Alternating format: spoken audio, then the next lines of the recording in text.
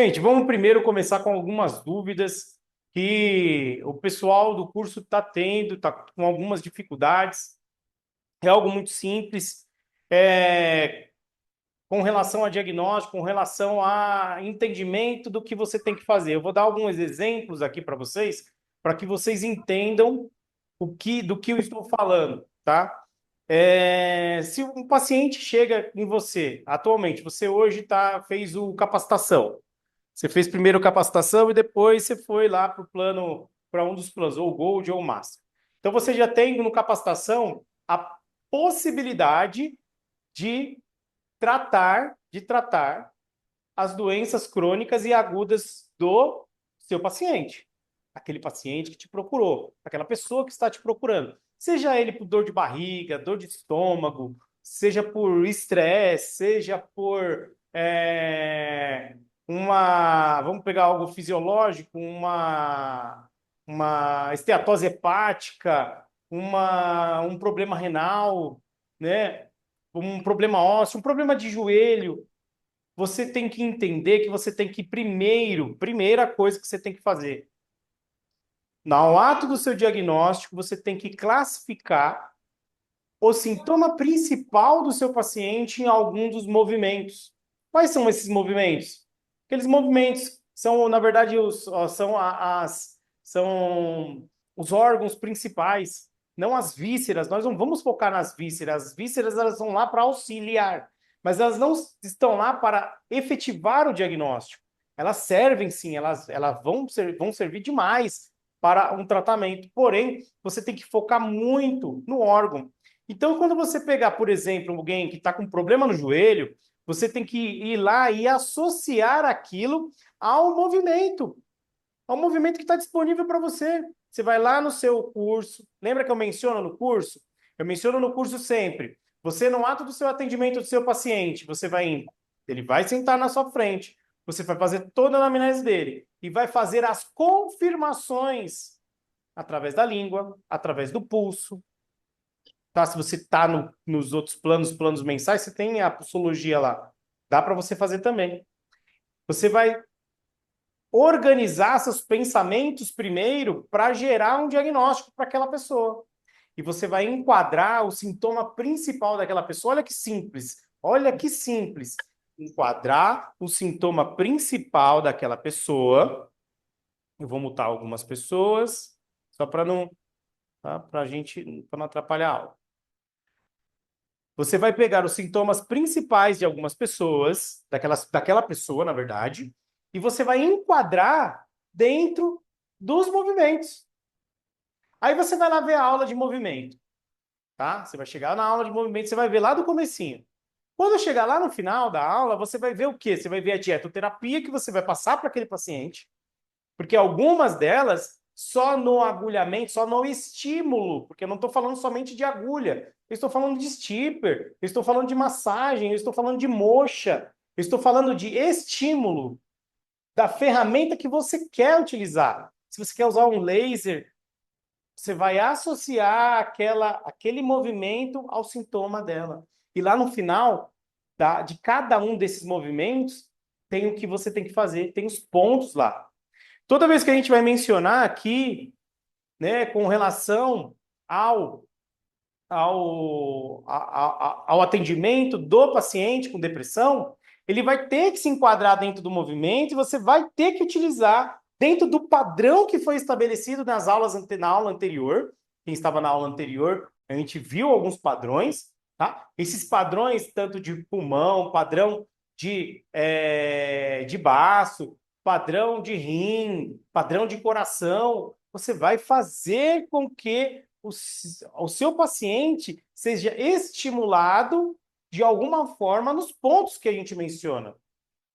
Lembrando, perguntas que surgem. Como que nós tonificamos? Como que nós sedamos algum paciente? Quer um macete bacana? Pega o seu relógio, que não seja digital, seja analógico. Lembra que a gente menciona na aula da psicologia? Sempre já um reloginho analógico, igual esse daqui que eu estou utilizando. Igual esse daqui, ó. Por quê? Porque se você tiver dúvida, você olha para o relógio. Para que lado eu vou tonificar?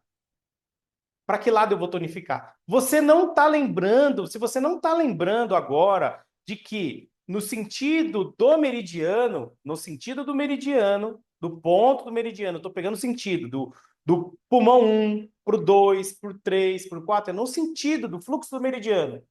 Ele está tonificando se eu colocar a agulha em 45 graus no sentido, e se eu colocar ao contrário, no sentido contrário, eu vou dispersar ou sedar, dependendo da terminologia ou do livro que você está lendo, ou da escola que você está fazendo, vão ter essas duas terminologias, tá? Então vai ter a tonificação, a sedação ou a dispersão, que são as técnicas de movimentação do fluxo do meridiano, a qual nós temos que lembrar que o meridiano, ele é nada mais do que o sangue impulsionando, a energia impulsionando o sangue para a alimentação dos órgãos. Conseguem compreender isso? Aí você pega um relógio. Eu esqueci o sentido, gente, eu esqueci o sentido. Pegue o relógio analógico que está no seu pulso e olhe, estou no sentido horário. Pega a agulha e gira para o lado direito, que é esse ladinho aqui, ó, meu, tá? Gira a agulha algumas vezes, só para o lado direito. Quando você faz isso em sentido horário, você está tonificando. Quando você vai em sentido anti-horário, girando a agulha, você está dispersando. As duas formas, tanto no sentido em perpendicular, ou melhor, na diagonal à agulha, ou perpendicular à agulha, em 45 graus, ela vai tonificar ou sedar. A mesma coisa acontece com o giro da agulha. E é onde você vai estimular. Alguns pontos que a gente menciona em alguns protocolos, principalmente em protocolos de dor, eu falo, manipule a agulha constantemente. A cada 5 minutos você vai lá e manipula a agulha, porque a manipulação da agulha vai gerar mais estímulo. Vai gerar mais estímulo ao meridiano. Aí, nesse tipo de estímulo, bexiga 60, olho do joelho, entre outros que a gente pode, estômago 36, que a gente também pode estimular, a gente pode estimular girando de um lado para outro. Não precisa em nenhum momento, saber se precisa dispersar ou sedar. Nós vamos usar sedação e dispersão quando? Quando nós entendermos que isso será usado nos 5 movimentos. Os 5 movimentos tratam a causa. É aquilo lá que você quer fazer assim, cara, eu quero tomar um analgésico para tirar minha dor, ou quero entender a causa e tomar o remédio adequado para aquele problema, para que ele desapareça e não volte mais. O que é mais vantagem para você nesse momento? É tomar um analgésico e tirar a dor naquele momento só e sempre fazer isso? Sempre ficar fazendo isso? Ou ir no foco do problema e tratar a causa? Tratando a causa, desaparecem os sintomas. É isso que vocês têm que entender. Quando você trata a causa pelos 5 movimentos, desaparecem os sintomas. Eu tenho um caso aqui, paciente, dor no joelho, dor forte, entrou mancando, entrou na sessão mancando, quase não conseguindo andar. Após 30 minutos, nós deixamos 29 minutos na verdade, nós deixamos 29 minutos esse paciente com um agulhamento e fomos estimulando olho do joelho, vesícula biliar 34, BP6 e BP5, estimulando, giro de um lado para o outro. O paciente saiu andando, normal. Estou na terceira sessão dele. Ele veio uma vez por semana. Olha só o intervalo. Uma vez por semana.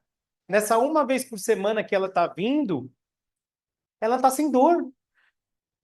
Dor zero. Zero dor. Não é milagre. É o quê? É a união dos pontos que vão melhorar a dor com os 5 movimentos. No caso desse paciente aqui, 5 movimentos de rim para ele. Porque quando a gente vai tratar o osso, vai tratar a parte óssea, articular, principalmente da parte baixa do corpo, vai estar nesse movimento.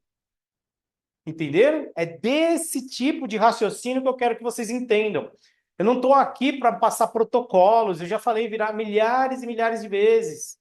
Tem gente que liga e manda mensagem para mim, falando assim, professor, eu estou com esse paciente aqui, mas esse paciente, ele tem isso, isso e isso. Qual é o meu protocolo? Qual o protocolo que eu tenho que passar? Não, vamos entender primeiro onde está. Qual que é o sintoma principal? Ah, ele tem vários sintomas. Mas peraí, ele te procurou por alguma coisa. Ele te procurou por algum motivo. Qual que é esse motivo? Ah, professor, foi a dor no joelho, mas eu identifiquei que ele tem uma dor de estômago. Eu identifiquei que ele tem uma dor na mão. Mas o que que ele te procurou? Vai na onde está mais fácil, gente. Começa por onde está mais fácil. Resolva um problema de cada vez. Não tenta ver o mundo ao seu redor sem a habilidade certa. Daqui a pouco, com habilidade, com tempo, vocês vão verificar que vai ser automático. Você vai olhar assim para essa pessoa, puxa, eu só preciso fazer isso aqui. 5 movimentos de rim, colocar a vesícula biliar 34, BP5, vou ou colocar o olho do joelho, posso colocar aí o estômago 36, que também vai melhorar o joelho, vai melhorar a condição da perna. Posso usar vasos maravilhosos para tirar a dor mais fácil. Posso usar 5 movimentos já de cara na primeira sessão, mas isso vai levar tempo. Primeiro eu falo para vocês, decorem quais pontos. Decorem primeiro os pontos de portões. Comece por eles. Comece pelos portões. Ah, eu lembrei que está com dor no joelho, olho do joelho. Vou lá, olho do joelho, coloco as agulhas, coloco portões. Acabou. Não precisa pensar mais ali. Pega a ficha dela, vai na enciclopédia que vocês têm na mão. Vocês têm uma enciclopédia na mão. Abre o curso, olha lá, peraí, dor no joelho, tem ortopedia aqui no meu curso? Ortopedia, dor no joelho. Vamos estudar toda a fisiologia, porque através da repetição é que você vai chegar à perfeição. Sem isso, você não vai conseguir chegar. Sem repetição, não há perfeição.